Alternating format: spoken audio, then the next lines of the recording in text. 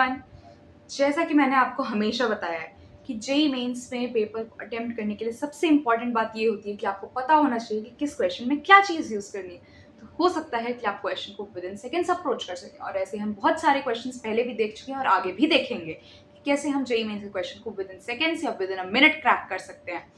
तो आइए इस लेक्चर को भी हम स्टार्ट करते हैं, और इस लेक्चर में हम कुछ ऐसी ही चीज़ें जानने वाले हैं। ये हमारा मोशन इन टू डायमेंशन जो चैप्टर होता है, या मोशन इन अ प्लेन, इसको कैसे करते हैं, इसके क्वेश्चंस अगर आए तो हमें क्या क्या चीज़ें पता होनी चाहिए, क्या क्या फॉर्मूलेज हमें याद आने चाहिए, जिससे हम इन क्वेश्चंस को बहुत जल्दी कर सकते हैं। तो चलिए इस चैप्टर को, इस लेक्चर को स्टार्ट करते हैं। Standing and landing on a ground, इसका क्या मतलब है कि मेरे पास एक पार्टिकल था जिसे मैंने यहाँ से फेंका, मैंने उसे इस डायरेक्शन में एक वेलोसिटी दी, वो पार्टिकल ऐसे उड़ते उड़ते आया और यहाँ पर लैंड कर गया। तो मुझे इसमें क्या क्या चीज़ें पता होनी चाहिए कि इस मोशन में क्या क्या हुआ। एक चीज़ तो आपको होता है कि नीचे की डायरेक्शन में एक ग्रेविटेशनल पुल एक्ट कर रहा है, जो अर्थ उस पार्टिकल पर लगा रही होगी, mg फोर्स उसके ऊपर एक्ट कर रही है। क्या एक्स डायरेक्शन में, हॉरिजॉन्टल डायरेक्शन में कोई एक्सेलरेशन है? नहीं है। तो इसके लिए क्या क्या फॉर्मूलाज हमारे पास है? क्या ये चीज़ हमें बार बार सोचनी होंगी क्वेश्चन करते समय? नहीं, बिल्कुल नहीं सोचनी होंगी। मैं आपको इसके लिए फॉर्मूलाज बताने वाली हूँ, ट्रिक्स बताने वाली हूँ कि आप क्वेश्चन को कैसे अप्रोच करेंगे। तो चलिए स्टार्ट करते हैं। यहाँ पर हमारे पास एक्स डायरेक्शन में जो इनिशियल वेलोसिटी थी, मैंने बोला कि मैंने यहाँ से एक पार्टिकल को प्रोजेक्ट किया इस डायरेक्शन में वेलोसिटी देकर, यू वेलोसिटी से मैंने इसे प्रोजेक्ट किया, तो एक्स डायरेक्शन में जो इसकी वेलोसिटी है वो क्या होगी? मैंने आपको बोला कि यू वेलोसिटी से जा रहा है और एंगल ये वाला जो बन रहा है आपका, ये थीटा है। इस थीटा एंगल के लिए और इस u वेलोसिटी के लिए initial velocity in the x direction, that is ux is u cos theta, और फाइनल वेलोसिटी भी जो x डायरेक्शन में हमारे पास यहाँ से निकल कर आ जाएगी, वो भी u cos थीटा होगी, क्योंकि x डायरेक्शन में हमारे पास कोई एक्सेलरेशन नहीं है, यानी वेलोसिटी रिमेन्स कांस्टेंट।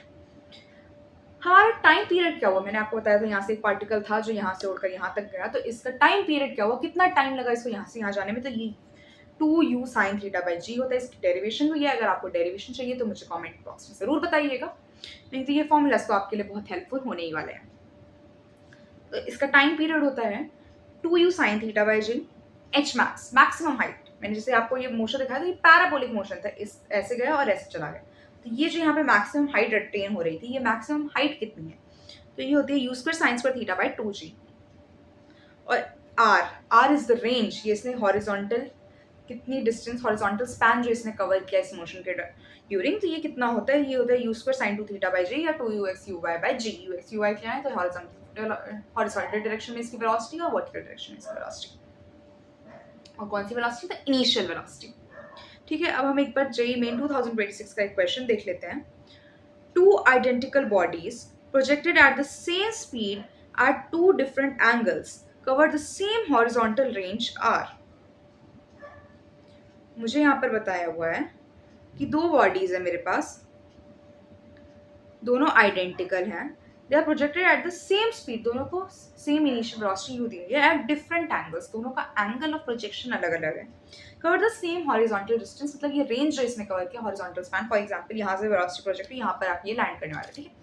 तो एक केस में इसकी वेलोसिटी मतलब कुछ थीटा इस तरह का रहा होगा, ये ऐसा मोशन किया, दूसरे वाले केस में हो सकता है ये ऐसे आकर यहाँ पर आए।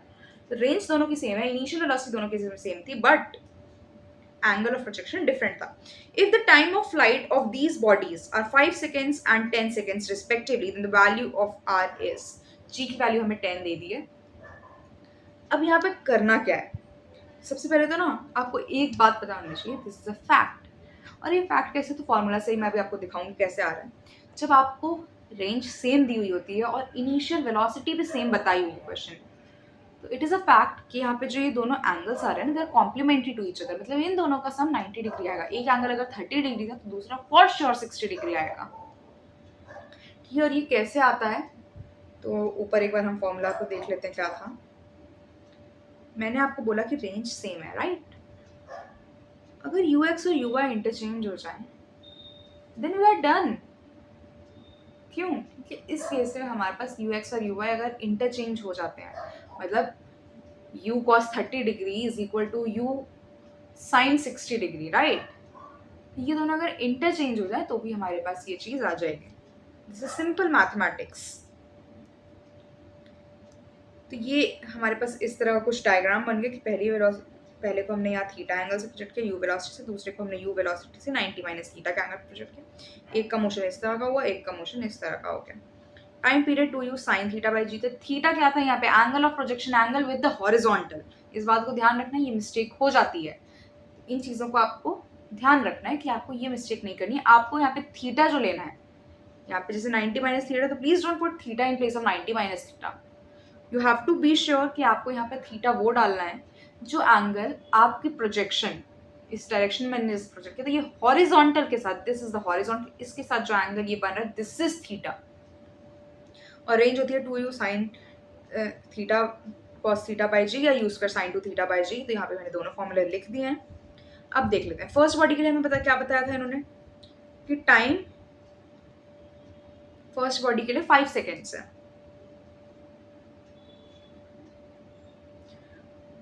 विच is 2u sin theta by g. तो यहाँ से sin थीटा की वैल्यू 5g बाई 2u आ गई है, g को आप 10 डाल ही सकते हैं यहाँ पर। अब सेकेंड बॉडी के लिए हमें टाइम क्या बताया है 10 सेकेंड्स।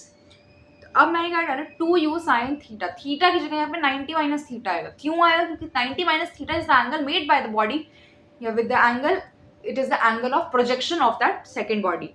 ठीक है, हॉरिजॉन्टल के साथ जो एंगल बनेगा that is your angle of projection. Theta की जगह आपको वही एंगल रखना है, यहाँ पे वो थीटा नहीं है, यहाँ पे वो 90 माइनस थीटा है फॉर द सेकेंड बॉडी। तो ये आ गया actually 2u cos theta by g, because sin 90 minus theta is cos theta. तो यहाँ पे हमारे पास cos थीटा की वैल्यू 10g बाय 2u आ गई। अब इसको कुछ और सिंप्लीफाई करने से अच्छा आप इधर देखिए क्या होगा, t1 5g by 2u, t2 10g by 2u and t1 is 2u sin theta by g, t2 is 2u cos theta by g. Range में sin थीटा cos थीटा और u स्क्वायर भी आते हैं। तो क्या आपको लग रहा है कि इन दोनों को मल्टीप्लाई अगर हम करते तो कुछ हो सकता है, और वो कुछ क्या होगा, चलिए मल्टीप्लाई करके देख लेते हैं। t1 टाइम्स t2 हमने किया यहाँ पर, तो 2u sin theta by g multiplied by 2u cos theta by g, t1 into t2 किया। अब मैंने क्या किया ना, इसमें से